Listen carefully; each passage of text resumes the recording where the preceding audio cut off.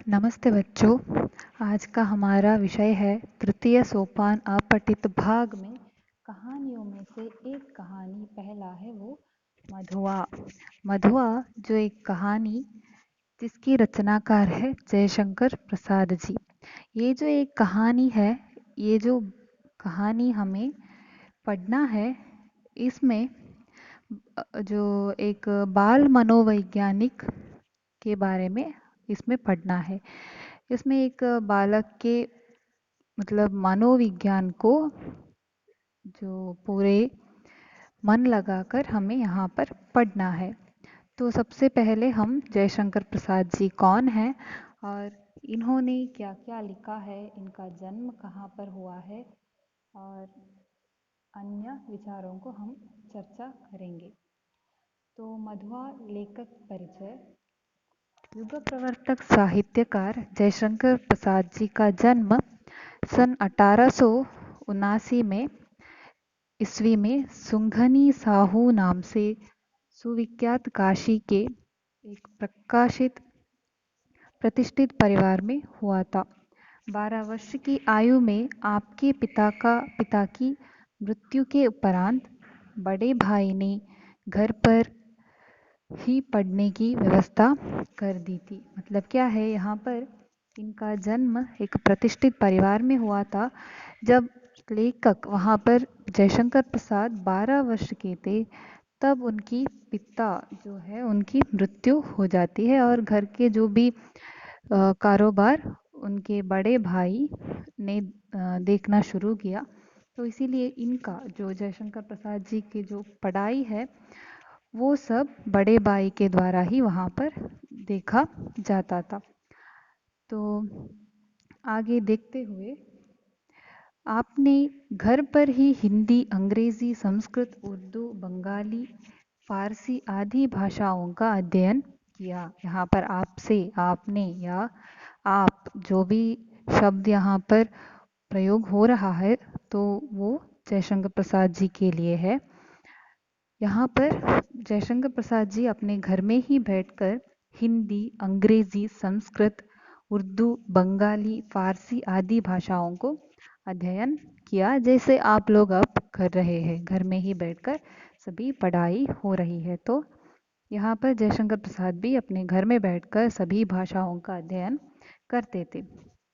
आप पैतृक व्यवसाय और घर की संपूर्ण जिम्मेदारी संभालते हुए साहित्य सृजन में संलग्न रहे। भाई के, बड़े भाई के साथ साथ ये भी जब बड़े हो गए तब घर के जो भी व्यवसाय पैतृक व्यवसाय मतलब जो उनके पिताजी, उनका सब बिजनेस है ना, व्यवसाय मतलब बिजनेस, उसे संभालना शुरू किए और इसके साथ साथ साहित्य सृजन में संलग्न रहे। साहित्य सृजन मतलब लिटरेचर, मतलब क्या है, जो भी रचनाएं हैं उन्हें लिखना सब शुरू हो गए। आप बहुमुखी प्रतिभा के धनी थे। बहुमुखी प्रतिभा का अर्थ यह है कि सभी तरह का प्रतिभा उनमें थी। साहित्य की प्रत्येक विधा में अपनी लेखनी का जौहर दिखाया। साहित्य की प्रत्येक विधा जैसे कहानी, उपन्यास, नाटक, काव्य, महाकाव्य, ये सब में इन्होंने अपनी जौहर मतलब अपनी एक लेखनी वहाँ पर दिखाया है। इनका जो मृत्यु है वो 1933 में केवल 48 वर्ष की आयु में आपकी मृत्यु हुई। ये बहुत जल्द ही वहाँ पर इनकी मृत्यु हो गई है।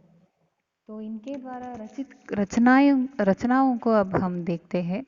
तो प्रमुख रचनाएं हैं कहानी संग्रहों में छाया, प्रतिध्वनि, आकाशदीप, आंधी और इंद्रजाल, ये सब कहानी संग्रह है।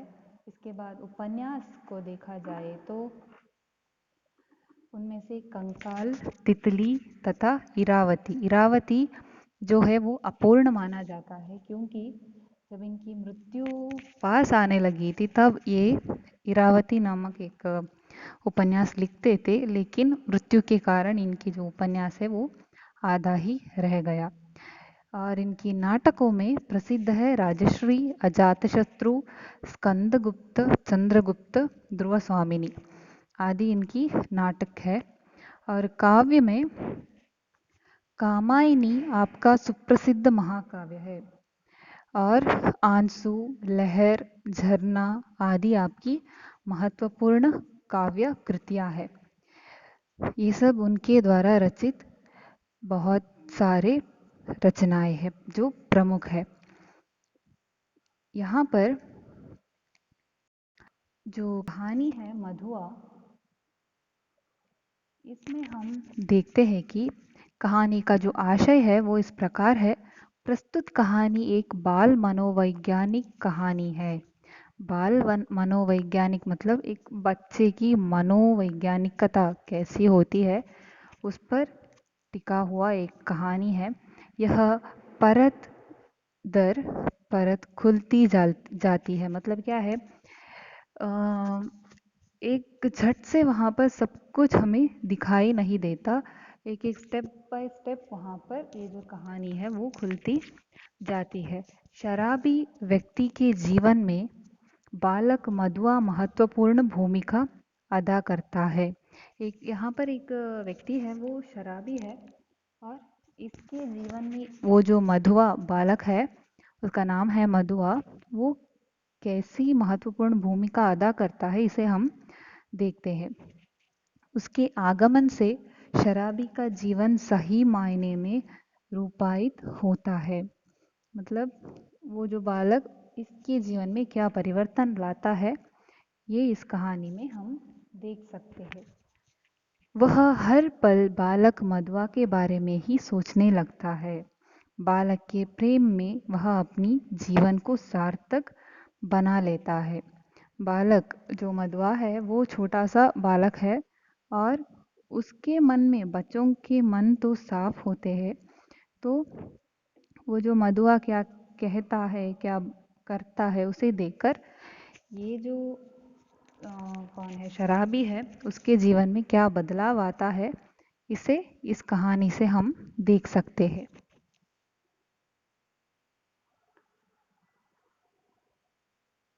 तो इसके बाद हम देखते हैं इस कहानी के मुख्य पात्र कौन कौन से हैं। ठाकुर सरदार सिंह और दूसरा शराबी जो दिन रात शराब पीता है, मधुआ जो एक बालक है, और लालू लालू यहाँ पर ठाकुर सरदार सिंह का जमादार है। ठीक है, इन चार पात्रों को हम इस कहानी में देख सकते हैं। तो कहानी की शुरुआत इस प्रकार होती है। ठाकुर सरदार सिंह उच्च वर्ग के व्यक्ति थे। उनका लड़का लखनऊ में पढ़ता था। तो कभी कभी ठाकुर साहब भी लखनऊ आ जाते थे। उन्हें कहानी सुनने का शौक था। खोजने पर उन्हें एक शराबी मिल गया। वह समय असमय कोठी पर पहुंचकर उन्हें लखनऊ की रंगानियों तथा प्रेम आदि की लच्छेदार कहानियां सुनाकर उनका मन बहलाया करता था। एक दिन शराबी ने ठाकुर साहब को बताया कि उसने पिछले 7 दिनों से शराब नहीं पी है। पीना तो दूर रहा, छुआ तक नहीं है। ठाकुर साहब के पूछने पर उसने बताया कि वह केवल इसलिए शराब पीता है ताकि वह दूसरों की पीड़ा को देखकर भी उन्हें अनदेखा कर सके, दूसरों का दुख जो उसे दुखी करता है उसे भुला सके। क्योंकि उस दिन रात का समय था, सर्दी भी काफ़ी पड़ रही थी। अतः बात करते ठाकुर साहब जब थक गए तो उन्होंने 1 रुपये देकर शराबी को जाने का आदेश दिया। साथ ही लालू जमादार जो है उसे भेज देने के लिए भी कहा। कोठी से निकलकर वह शराबी लालू को खोजते हुए फाटक के समीप वाली कोठरी के पास पहुंचा। वहां उसे कोठरी से आती हुई किसी बच्चे के सिसकने की आवाज वहां पर सुनाई देती है।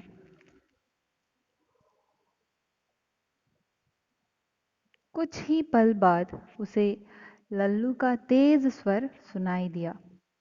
वह उस रोते हुए बच्चे की, जिसका नाम था मधुआ, को डांट कर चुप रहने को कह रहा था। लेकिन जब मधुआ चुप ना हुआ तो उसे लल्लू ने कोठरी के बाहर चले जाने को कहा। कुछ ही पलों में शराबी ने देखा, गोरे रंग का एक भयभीत बालक सहमा हुआ कोठरी से बाहर निकल आ रहा था। यही मधुआ था। पहले तो शराबी ने बालक को देखा और फिर बड़े ममत्व से बिना बोले हुए उसके गालों पर वह आए आंसुओं को पोंछा। तत्पश्चात वह उसे लेकर कोठी के फाटक से बाहर निकल आया। इस समय रात के 10 बज रहे थे। रास्ते में एक स्थान पर जब मधुआ फिर से सिसकने लगा तो शराबी ने दुलार भरी डांट के साथ उसके रोने का कारण पूछा। इस पर मधुआ ने उसे बताया कि उसको दिन भर कुंवर साहब या मतलब ठाकुर का बेटा के साथ खेल में रहना पड़ा। उसके बाद और भी काम करने पड़े थे, इसलिए रोटी नहीं बन सका। और जब वह जमादार से भूख की बात करने गया था तो उसने डांटना फटकारना शुरू कर दिया। कहते कहते मधुआ वेग से रोने लगा। यह देखकर शराबी उसका हाथ पकड़कर घसीटते हुए एक तंग गली की बड़ी बदबूदार कोठरी में खींच ले गया। वहां प्रकाश का प्रबंध करके वह बालक को वहीं छोड़ उसकी भूख मिटाने का प्रबंध करने को कहकर तेजी से बाहर निकल गया। उसके हाथ में वही ठाकुर साहब का दिया हुआ 1 रुपये था। इस समय शराबी के हृदय में अंतर्द्वंद चल रहा था। एक और उसकी इच्छा होती थी कि उस रुपये से वह शराब पीकर पिछले 7 दिनों की जो कसर है उसे पूरी कर ले, परंतु तुरंत उसे मधुआ का ध्यान आ जाता था कि वह भूखा है। इसी सोच विचार में वह चलता गया। उसके पैर अपने आप एक मिठाई की दुकान पर जाकर रुके। पूरे 1 रुपये का सामान लेकर वह अपनी कोठरी पर आया और बालक के सामने सब कुछ रख दिया। खाने का सामान देखकर मधुआ मुस्कुराने लगा था। दोनों ने साथ बैठकर खाया और वहीं लेटे रहे। मधुआ को ओढ़ने के लिए शराबी ने अपना पुराना ओवरकोट दे दिया और स्वयं कंबल ओढ़कर लेट गया। मन ही मन वह सोचने लगा कि अब तो उसे मधुआ के जीवन को चलाने के लिए कुछ न कुछ करना पड़ेगा। लेकिन अंत में उसने निष्कर्ष निकाला कि सवेरा होते ही वह मधुआ को यहाँ से भगा देगा। यह सोचते वह सो गया। प्रातःकाल हुआ।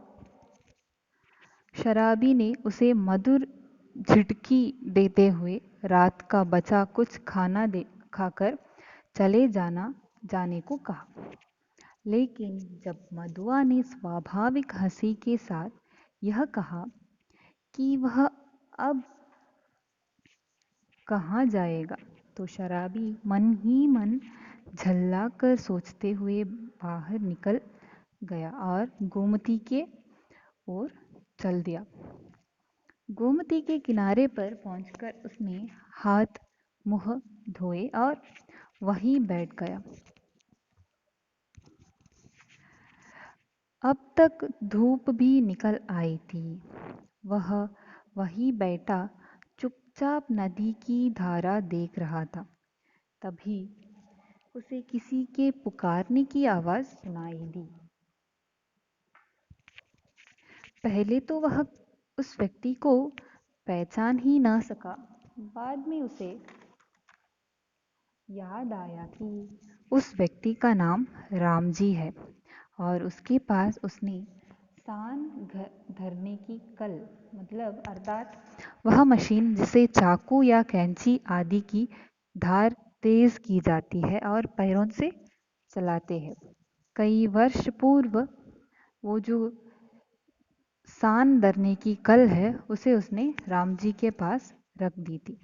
रामजी ने उसे उलाहना देते हुए कहा कि वह उस कल को उसकी कोठरी से उठा ले जाए। यह सुनकर शराबी को सब कुछ याद आ गया।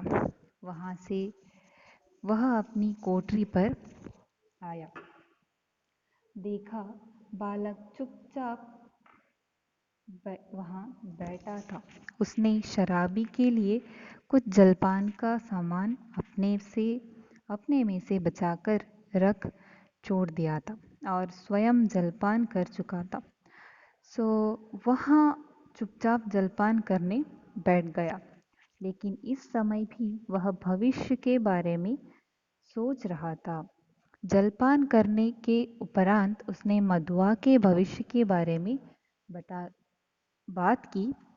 मधुआ की बातों से उसे जब यह मालूम हुआ कि मधुआ के माता पिता नहीं है, न कोई घर है और न वह ठाकुर की नौकरी अब करना चाहता है, तो वह मधुआ तथा कल को साथ कल मतलब जो मशीन उसे जिससे चाकू या कैंची आदि की धारा जो है उसे तेज किया जाता है, उसे और मधुआ को लेकर काम ढूंढते निकल पड़ा। तो यहाँ पर इस कहानी में शराबी व्यक्ति के जीवन में बालक मधुआ महत्वपूर्ण भूमिका अदा करता है। उसके आगमन से शराबी का जीवन सही मायने में रूपायित होती है। वह हर पल बालक मधुआ के बारे में ही सोचने लगता है। बालक के प्रेम में वह अपने जीवन को सार्थक बना लेता है और इस बाल मनोविज्ञान से विद्यार्थियों को परिचित करना तथा बुराई पर अच्छाई की जीत को दर्शाने के उद्देश्य से जो प्रस्तुत कहानी है इसे चयनित किया गया है। तो बच्चों, इस प्रकार एक शराबी के जीवन में एक छोटा सा बालक मधुआ कैसी एक भूमिका अदा करता है इसे हम इस कहानी से देख सकते हैं। तो इस जो पाठ में हमें ऐसी बहुत सी जो कठिन शब्दार्थ है वो देखने को मिलेगा। तो यहाँ पर महक, महक का अर्थ है सुगंध। लच्छेदार, लच्छेदार मतलब मज़ेदार। खुमारी, खुमारी का अर्थ है नशा। कोहरा, कोहरा का अर्थ है ओस या शबनम। और लाचार का अर्थ है विवश या मजबूर होना। टीस का अर्थ है रह रह कर उठने वाला दर्द। और ऊंघना का अर्थ है झपकी लेना। और दहक, दहक का अर्थ है धधकना। सिसकना इसका अर्थ है धीरे धीरे रोना, जैसे छोटे बच्चे रोते हैं वो। उधेड़ना, उधेड़ना का अर्थ है खाल खींचना। दुलकना, दुलकना का अर्थ है लुढ़कना। दुलार, दुलार का अर्थ है लाड़ प्यार, जैसे हमारे माता पिता हमें लाड़ प्यार करते हैं वो। सौगंध खाना, सौगंध खाने का अर्थ है प्रण लेना। डिबरी, डिबरी का अर्थ है मिट्टी के तेल का एक दीपक। और पाजी, पाजी का अर्थ है शरारती। अद्धा, अद्धा का अर्थ है आधा। सीली, सीली का अर्थ है गीली जगह। आलोक का अर्थ है प्रकाश। सान का अर्थ है एक पत्थर जिस पर रगड़कर अस्त्रों की धार तेज की जाती है। पिंड छूटना मतलब पीछा छुड़ाना। गडरिया, गडरिया का अर्थ है भेड़ बकरी पालने वाला। तो बच्चों, इस कहानी के जो लास्ट पेज है वहाँ पर कठिन शब्दार्थ दिए गए हैं, तो आप इसे ध्यान से देख लीजिए। और इसी के साथ आज का हमारा जो क्लास है वो समाप्त होता है। धन्यवाद।